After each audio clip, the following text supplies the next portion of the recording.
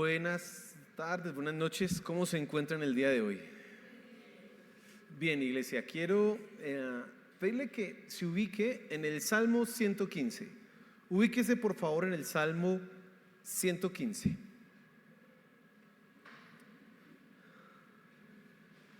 Quiero hoy profundizar un poco en el primer mandamiento, ese que dice que no tendrás dioses ajenos delante de mí. El domingo estuvimos hablando largo y tendido de eso, pero quiero que profundicemos un poco más. Creo que algunas cosas son importantes de resaltar y algunas cosas son importantes de entender, porque a veces pasamos por alto pequeños detalles que la Biblia nos está diciendo. Y mi objetivo esta tarde, esta noche, es que tú y yo podamos abordar un poco el contexto donde se está diciendo los 10 mandamientos, por qué se dice como se está diciendo y qué implicaciones trae eso para nosotros. De otra forma de decirlo, quizás menos enredada, sería es que miremos y busquemos responder la siguiente pregunta: ¿cuál es la razón práctica para no tener dioses ajenos? O sea, a la hora de la verdad, en la vida diaria, ¿por qué yo no debería tener un Dios ajeno? Bueno, la ley lo dice, el primer mandamiento dice que no tengas dioses ajenos delante de mí, dice Dios. ¿Pero por qué? ¿Cuál es el motivo para no tener un Dios ajeno?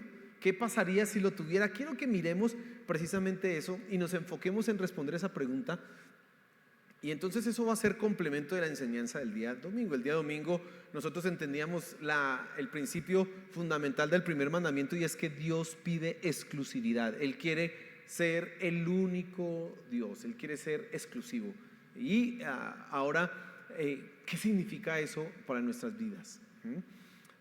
Y quiero, antes de mirar la palabra, que cerremos nuestros ojos y oremos y coloquemos ese tiempo en las manos de Dios y podamos ser bendecidos. Señor, mira, aquí estamos, hemos adorado tu nombre, hemos cantado, hemos sido bendecidos al adorarte y exaltarte a ti, pero ahora te suplico, te pedimos que tu Espíritu Santo dirija ese tiempo y que nosotros también seamos enseñados en las razones por las cuales no debemos tener ídolos, que no solamente entendamos que es una orden, una ley que tú tienes para nosotros, sino que encontremos el sentido y hallemos el por qué tú estás diciendo esto.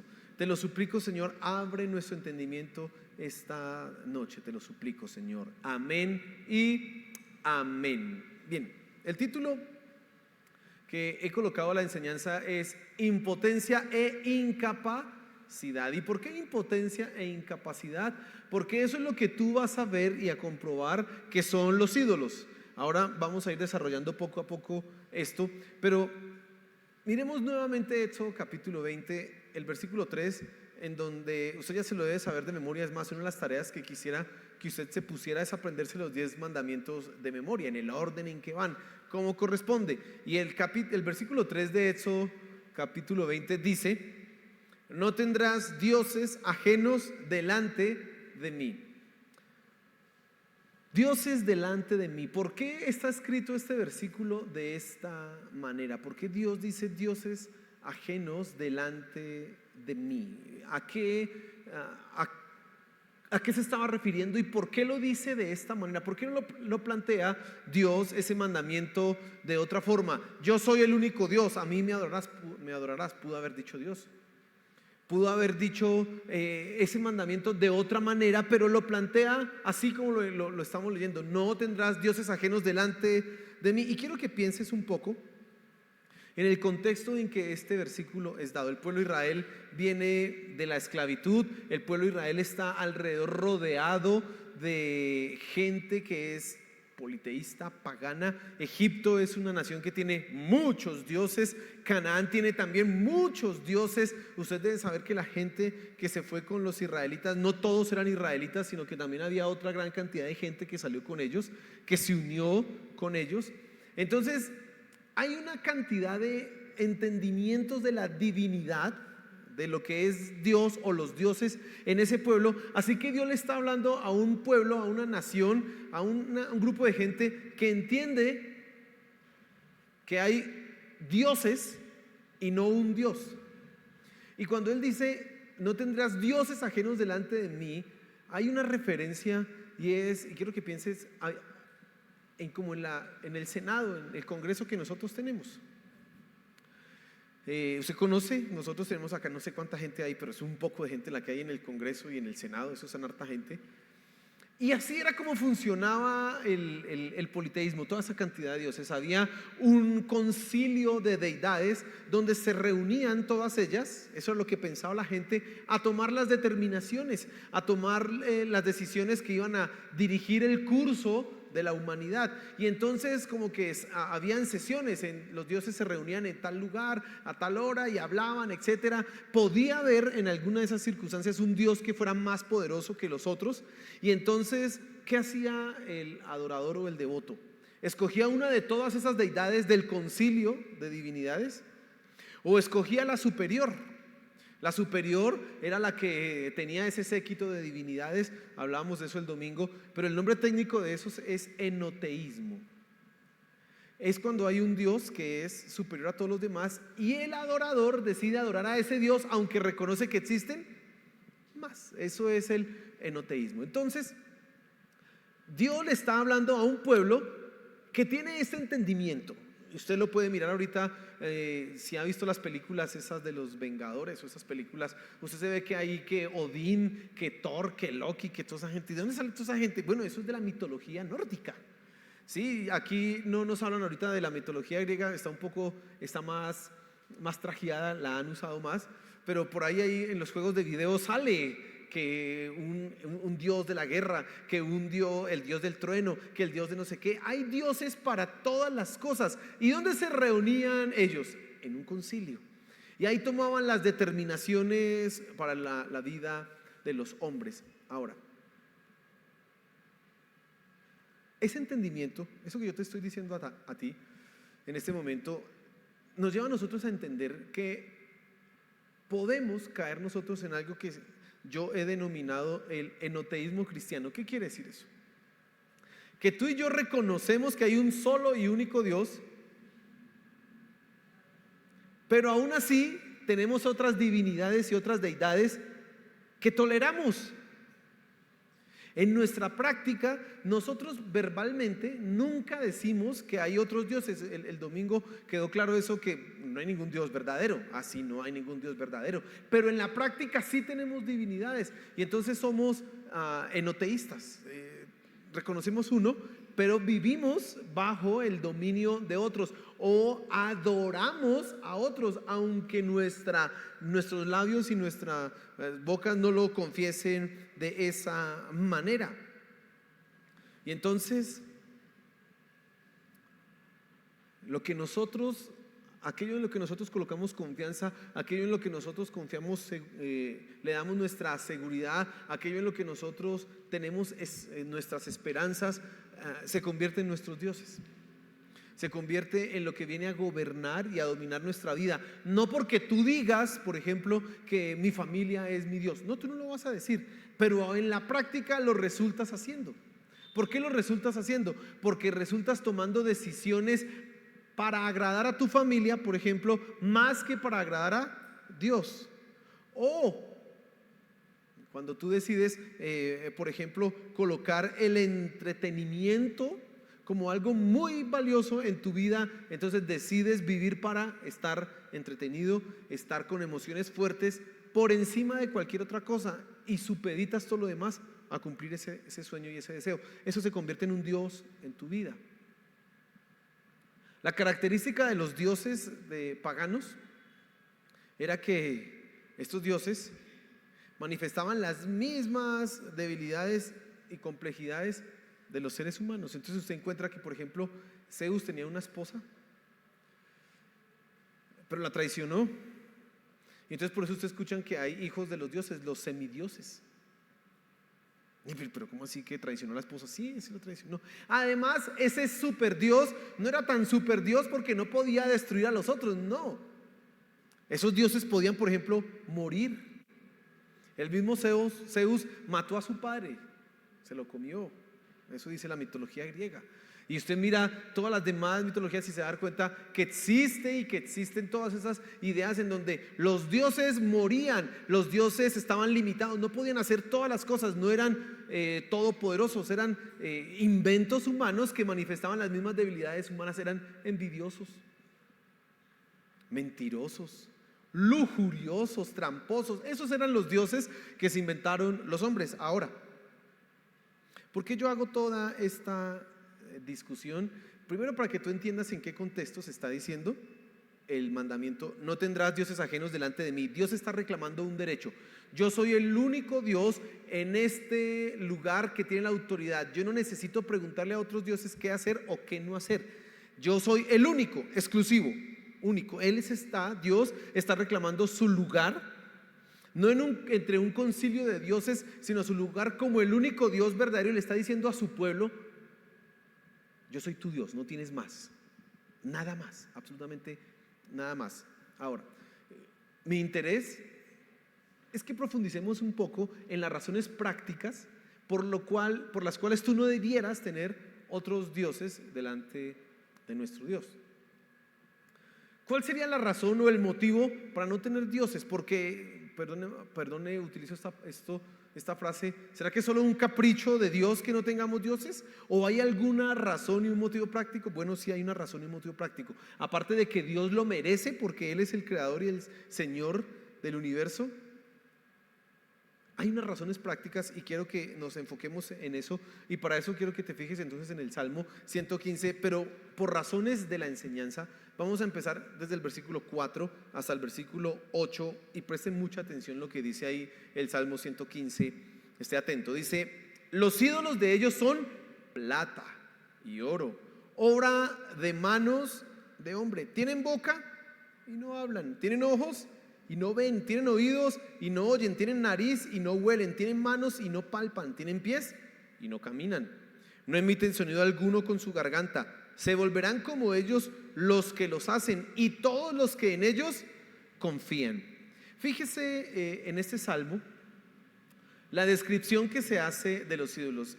Quiero que en esta segunda parte de la enseñanza tú te fijes en la impotencia e incapacidad de los ídolos. Quiero que te fijes principalmente en eso. Ahora, los dioses son inventos del ser humano. Mire cómo dice el Salmo ahí: los ídolos de ellos son plata y oro, obra de manos de hombre. El salmista está reconociendo que los ídolos todos son inventos de los seres humanos. Y si es así, un invento, por muy maravilloso que sea, nunca es superior a su creador. Nunca un invento, aunque le digamos Dios, va a estar por encima de aquel que lo creó. Por eso los seres humanos no podemos estar nunca por encima de nuestro creador, de nuestro Dios, y mucho menos los dioses que nosotros nos inventamos. Ahora, el salmista está pensando en esos ídolos, en esas estatuas que se hacían las personas con plata, con oro, imágenes de fundición que cogían, no sé, tantos kilos de plata, tantos kilos de oro, los metían allá en una forja, empezaban allá a fundir esos materiales, luego un artesano lo tallaba y salía la estatua. Y él está diciendo: eso simplemente es una obra y un invento del ser humano, no es nada más. Nunca debes tú entender, y es lo que está diciendo el Salmo, un invento del hombre puede ser superior a su creador. Ahora, si eso que hemos inventado nunca es superior a nosotros, ¿por qué hemos de creer que un Dios que yo tenga me va a satisfacer algunas necesidades o algunos anhelos profundos? Fíjate que el simple hecho de no tener dioses ajenos no es solamente porque Dios lo merece, sino que tiene una razón práctica. ¿Cómo yo voy a adorar algo que yo mismo me he inventado? ¿Cómo? Tenemos muy bonitos inventos en este mundo. Usted puede mirar ahí los grandes inventos de la humanidad y usted va a descubrir unas máquinas y va a descubrir unas cosas, y entre más avanzamos estamos dándonos cuenta que ahí la capacidad que Dios le ha dado al ser humano es tremenda, pero aún esos grandes inventos nunca lograrán satisfacer lo que nosotros necesitamos o lo que nosotros queremos. Quiero que piense por lo menos por el momento en lo irracional y sin sentido que es Por ejemplo, que coloquemos como un ídolo algo como el entretenimiento, la diversión, el espectáculo que sea, el que a usted le guste, o todos los espectáculos. Hay gente que está buscando todos los días espectáculos o cosas novedosas o cosas maravillosas que le puedan servir y que le puedan ayudar y que le puedan dar una experiencia buena de la vida. Piense un momento en eso. ¿Quién se inventó los espectáculos? Pues nosotros mismos.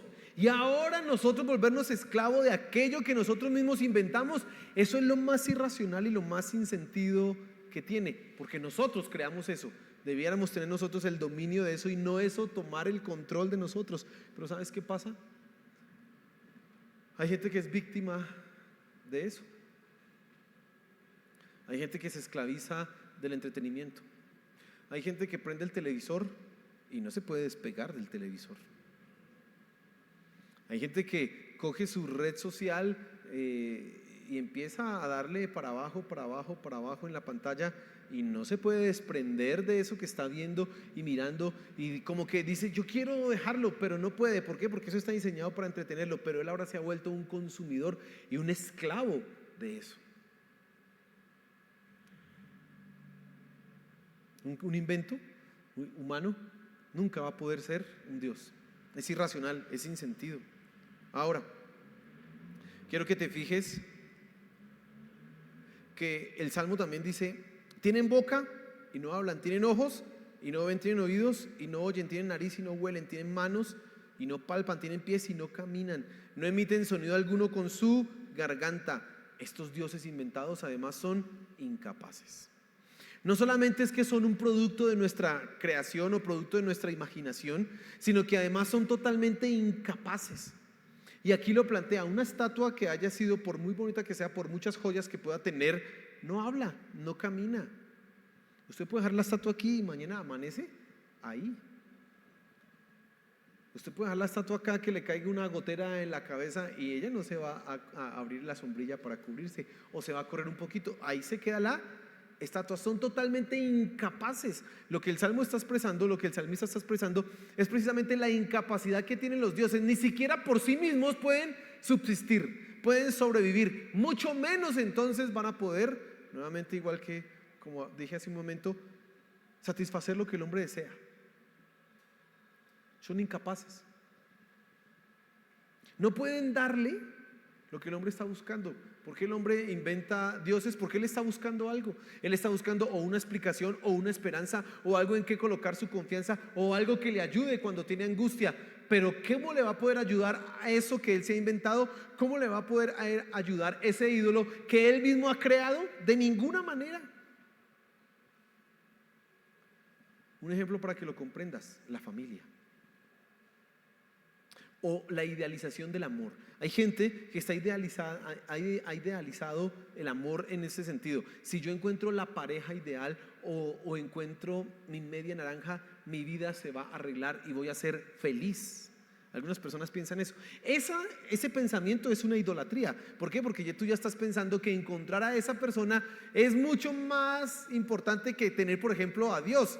Y si no encuentras, entonces te vas a sentir infeliz y estoy viviendo la vida terrible. Es una persona que piensa de esa manera, en la práctica está siendo idólatra.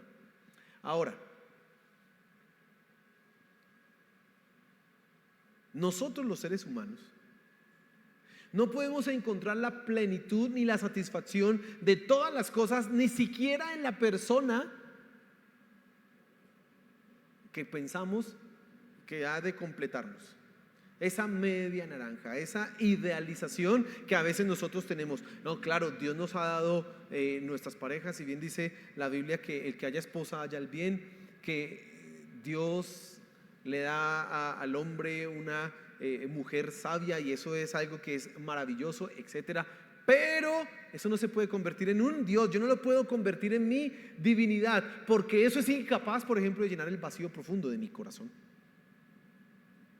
¿Sabes? Nosotros que le decimos a las personas que están en un prematrimonial que antes de entrar en el matrimonio, ellos deben solucionar los problemas que tienen en su corazón en Dios, y no llegar al matrimonio esperando que esa persona se los satisfaga, porque nunca va a ser.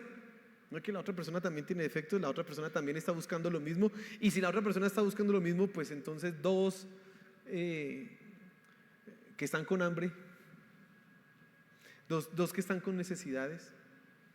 Pero nosotros idealizamos. Y entonces si es mi pareja, entonces esa pareja yo la coloco como si fuera mi divinidad, pero es incapaz. Ese Dios mío, ese Dios que yo me he inventado, es incapaz de llenar el vacío de mi corazón. Cuando llegue el momento de angustia, usted podrá decirle a su pareja, ayúdame. Y de pronto se da cuenta que no tiene poder para ayudarle, o dos, le traiciona. No le ayuda. O simplemente no está cuando le necesita. No es. Y entonces estos dioses, acá está diciendo, son incapaces. Mira, los inventos, los dioses, las divinidades que nosotros nos hemos creado, nunca van a poder suplir ni satisfacer aquellas cosas que nosotros requerimos. Pero además, los dioses inventados son impotentes. No solo son incapaces de sostenerse a sí mismos, de darse vida a sí mismos, sino que no tienen el poder para ayudarnos. Son impotentes. Ni pueden hablar, ni pueden caminar, ni pueden comer, ni pueden pronunciar, ni emitir sonido. No pueden crear absolutamente nada. El hombre ha creado cosas que son menos poderosas de lo que es él. En términos de poder, el ser humano tiene más poder que esos ídolos o que esas cosas. Pero no. Aún así, el ser humano sigue pensando que esto le va a satisfacer, que siempre le va a dar. Y vuelvo a un ejemplo para que tú lo logres comprender.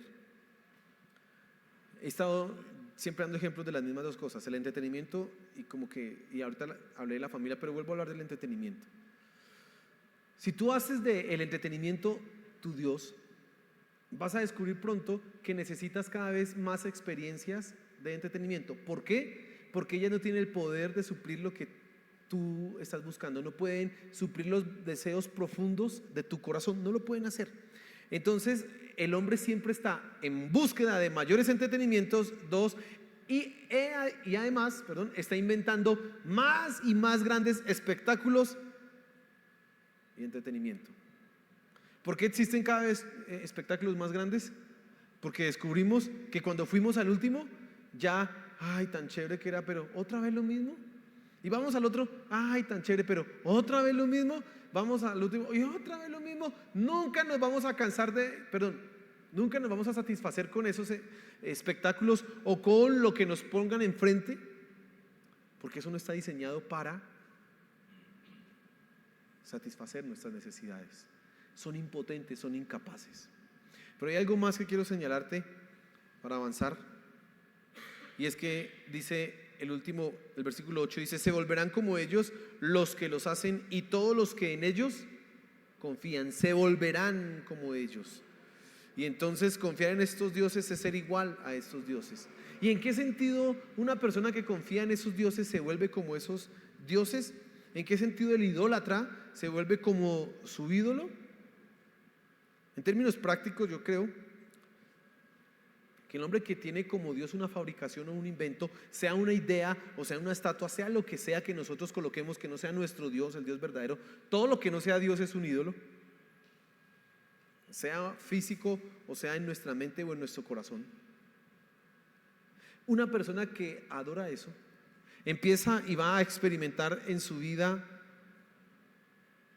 en su razón, en sus emociones, una completa caricatura de lo que él debiera ser. Y además de que es una completa caricatura, va a estar insatisfecha, ignorante y pasajera. Quiero que pienses un poco en esto. Una persona que coloca sus esperanzas en lo que el hombre mismo ha inventado va a ser pasajera. ¿Sabes? Una de las características que dice aquí en el Salmo, en el versículo 4, es que son hechas de materiales perecederos, oro y plata. Es decir, que nuestros ídolos están vinculados al espacio temporal y material. Por lo tanto, esos ídolos van a desaparecer, como va a desaparecer este mundo. Se va a acabar. Nuevamente piensa en la familia, eso no es para la eternidad. Eso no va a ser para la eternidad. Aquí tenemos familia, aquí tenemos esposo, esposa, pero en el cielo, no. El entretenimiento, eso es acá. El deseo de bienestar es acá. El dinero es aquí, pero en el cielo, en la eternidad, eso no. Y cuando tú colocas tu esperanza en esas cosas, te estás volviendo pasajero. Mira, el ser humano fue hecho por Dios para vivir eternamente. El ser humano fue creado por Dios para vivir en la eternidad, sea con Él en el cielo, una eternidad de bendición y de plenitud, de felicidad, o lejos de Él en el infierno. Todo lo contrario. Pero el ser humano fue creado para la eternidad. Y cuando tú te colocas en esa perspectiva de adorar algo pasajero, de tener un ídolo, tú te estás volviendo igual que eso. Estás basando tu vida en algo que se va a acabar. Y me recuerdo el Salmo 1. El Salmo 1 al final dice: no así los malos, que son como el tamo que arrebata el viento. Dice: por tanto no se levantarán los malos en la congregación de los justos. Eso es una imagen de lo que pasa con los malos, con las personas que viven lejos y apartadas de Dios. Nunca van a permanecer. No van a morir, no, van a estar en la eternidad, pero lejos de Dios, no van a permanecer. Una de las palabras clave del Antiguo Testamento es permanecer, eternidad, estar firme. Y cuando tú colocas tu esperanza en un ídolo de estos, no vas a permanecer. Pero también vas a ser ignorante. Recuerda que esos ídolos tienen ojos, no ven, tienen oídos, no oyen, es decir, no saben nada. Y una persona que ha puesto su esperanza en sus mismos inventos no sabe nada. ¿Y en qué sentido no sabe nada? No, mire, puede tener un título, puede tener su cartón de bachiller, su cartón de profesional, etcétera, pero no sabe lo importante de la vida, que hay algo más allá de este mundo material, que hay algo que se extiende, que trasciende a este mundo que nosotros hoy estamos viviendo. Esta persona no tiene entendimiento ni claridad de eso. Tiene sus oídos, pero no para escuchar la palabra de Dios, no oye. Tiene sus ojos, pero no para ver la gloria de Dios en la creación, por ejemplo. Es un completo ignorante. Ahorita cantábamos una canción, al final dice: con solo hablar creaste las galaxias. Y pues una canción pues es poesía, entonces le diste vida a todo alrededor, y si los cielos te adoran, eso es muy poético. Pero una persona que tiene ídolos no puede ver eso. Puede escuchar la canción, puede estar ahí y estar diciendo: ay, mira, esta gente canta así. Eso, nosotros venimos de la evolución, que Dios. Y tienen, mire, toda esa capacidad intelectual acá, desperdiciada, para no reconocer que hay un ser que hizo todas estas cosas.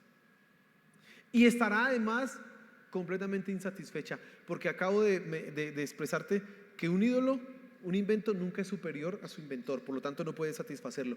Un ídolo es totalmente incapacitado, así que nunca va a poder llenar todo lo que tú necesitas. Y entonces, por más ídolos que tenga, siempre va a seguir insatisfecho. No va a poder satisfacer lo que su corazón busca. Entonces, mi querido hermano, hablando en términos prácticos de por qué no tener un ídolo, el Salmo 115 nos ilustra que un invento humano nunca puede ser un ídolo, porque es un invento humano, es inferior. Y como es un invento, es totalmente incapaz. Nosotros no podemos dar vida, incapaz. Y además, si colocamos nuestra vida en eso, nos hacemos igual que ellos. Y es lamentable ver a una persona que está hecha, creada con un propósito para trascender a la eternidad, totalmente sometida a algo pasajero, terrenal, material. Entonces tú necesitas revisar en este punto, revisar cuáles son los ídolos que tú tienes. Yo mencionaba el domingo, hay gente que tiene como su ídolo la belleza, pero los años pasan y a usted le van saliendo arrugas. ¿Y qué va a hacer si usted pensaba que no? Bueno, ahorita hay unos que luchan contra eso, ¿no? Y entonces empiezan a meterse algo por acá, unas inyecciones, entonces resultan, en lugar de verse jóvenes, resultan es deformes y más horrible, y supuestamente se ven bien. o todo esto así estirado y las arrugas aquí para abajo. Son esclavos de la belleza, ese es su ídolo, ese es su Dios, pero no se dan cuenta que eso se acaba, eso material se acaba. Si tú tienes a tus hijos como tus dioses, como tus ídolos, puede que no lo digas con tus labios, pero déjame decirte, tus hijos un día se van a ir. Y es más, ese hijo que hoy tú has dado todo por él, ay, yo le he dado mi vida a mi hijo y quiero que le vaya bien, un día puede decir, usted lo que ha hecho es desgraciarme la vida. Y usted, ese ídolo no le conviene, porque los hijos se van y a veces son malagradecidos. Si usted está pensando en el dinero, ¿sabe qué dice el libro de Proverbios? Que el dinero habla y dice chao. El dinero así como llega, se va. Así como llega, usted se queda sin dinero. No, que mi esposo, que mi esposa, que mi familia. Todo eso pasa a un segundo plano, pero nuestro Dios permanece para siempre. Y quiero que miremos eso en último lugar, la potencia y la capacidad de nuestro Dios. Mira el versículo, vamos a leer el versículo 1, 3 y luego el versículo 9 hasta el 18. Dice: no a nosotros, Señor, no a nosotros, sino a tu nombre da gloria, por tu misericordia, por tu fidelidad. ¿Por qué han de decir las naciones, dónde está ahora su Dios? Nuestro Dios está en los cielos, Él hace lo que le place. Oh Israel, versículo 9, confía en el Señor, Él es tu ayuda y tu escudo. Oh casa de Aarón, confiad en el Señor, Él es vuestra ayuda y vuestro escudo. Los que teméis al Señor, confiad en el Señor, Él es vuestra ayuda y vuestro escudo. El Señor se ha acordado de nosotros, Él nos bendecirá, bendecirá la casa de Israel, bendecirá la casa de Aarón. Él bendecirá a los que temen al Señor, tanto a pequeños como a grandes. El Señor os prospere a vosotros y a vuestros hijos. Benditos seáis del Señor, que hizo los cielos y la tierra. Los cielos son los cielos del Señor, pero la tierra la ha dado a los hijos de los hombres. Los muertos no alaban al Señor, ni ninguno de los que descienden al silencio. Pero nosotros bendeciremos al Señor desde ahora y para siempre. Y fíjese que aquí aparece el último ídolo que mencioné el día domingo: nosotros. Porque usted puede ser más inteligente y decir: yo, pastor, yo no me invento nada, yo soy mi ídolo. Igual dice acá el Salmo: no a nosotros, oh Dios, sino a tu nombre sea dada la gloria, porque ni siquiera nosotros podemos suplir ni satisfacer lo que nuestro corazón desea. Los profundos y anhelos, deseos y vacíos de nuestro corazón, ni siquiera nosotros podemos satisfacer nosotros mismos. Pero luego plantea a Dios, y hay algo en el versículo 3 que me llama la atención, y fíjese, dice: nuestro Dios está en los cielos, Él hace lo que le place. Esta no es una afirmación de totalitarismo, de el Dios tirano, el tirano cósmico, no. Por el contrario, es una afirmación de la omnipotencia y capacidad de Dios. Cuando dice que Dios hace lo que le place, está diciendo el salmista: no hay absolutamente nada que nuestro Dios no pueda hacer. No hay ninguna cosa que le sea imposible a nuestro Dios. Al contrario de los ídolos, nuestro Dios sí hace lo que le place. ¿Y cómo es claro eso? ¿Cómo se hace eso evidente? Pues con la creación. Dice por acá el versículo 16: bendito seáis del Señor, que hizo los cielos y la tierra. Los cielos son del Señor, pero la tierra la ha dado a los hijos de los hombres. La manifestación más grande del poder de nuestro Dios está en la creación. Él hizo todo lo que vemos. Él nos hizo a nosotros mismos, nos dio la capacidad. Y entonces el salmista está precisamente comparando esa impotencia e incapacidad de los ídolos con la potencia e incapacidad de Dios. Mi querido hermano, no solamente es que hay un mandamiento que dice: no tengas dioses ajenos delante de Dios, delante de nuestro Dios. No solamente es eso, sino que por práctica, por lógica, por un razonamiento sensato, tú no puedes tener otro Dios, porque no hay uno poderoso como nuestro Señor. No hay. Y los que nos hemos inventado son solamente inventos que fracasarán, que perecerán, que no permanecerán. Y si yo fundo mi vida en eso, voy a fracasar igual que ellos. Me haré un completo ignorante, insatisfecho y pasajero. Eso es lo que yo seré. Entonces, cuando yo pienso en el primer mandamiento, estoy pensando no solamente en una orden que le corresponde a nuestro Dios por su dignidad, sino en algo que también yo debo darle por simple lógica y razón. En el libro de Isaías, sí creo que es Isaías, bueno, Isaías o Jeremías, hay una sátira en contra de los ídolos. Sí, es Isaías. Dice, y en contra del hombre, dice: el hombre va al campo por la mañana y encuentra un árbol y lo tumba. Y de ese árbol hace una hoguera y una fogata. Quema, se alimenta, cocina su comida. Luego la coloca, se acuesta a dormir en un tronco como almohada. Cuando se despierta ve el pedazo y dice: voy a hacer un ídolo. Y hace un ídolo y después se pone y lo adora. Y dice el libro de Isaías, hablando de esa historia, él es sarcástico: ¿cómo no cae en cuenta esa persona que tumbó ese árbol y que él lo hizo y ahora van a ir a adorarle? Eso no tiene razón de ser. Pero ese es el hombre, necio en sus razonamientos, necio en su entendimiento, que cada vez quiere alejarse ¿de quién? De Dios, y rendirse ante los ídolos. Y eso no le pasa solamente a los impíos, eso te puede pasar a ti. Que conociendo al Dios verdadero, de repente tú resultes dándole honor y rindiendo tu vida al trabajo, o rindiendo tu vida a los deseos de tu familia, o de un esposo, o de la belleza, o del entretenimiento, o del deseo de obtener reconocimiento. Tantas cosas. Pero no tiene sentido que hagas eso, porque solo hay un Dios que es eterno, solo hay un Dios que es poderoso, y es nuestro Dios. Amén. Quiero que cierre sus ojos, por favor, y oremos. Démosle gracias a nuestro Señor. Padre Celestial, gracias. Gracias por tu palabra, mi Señor. Gracias. No solamente a ti te corresponde la dignidad de ser adorado, porque eres el creador de todas las cosas.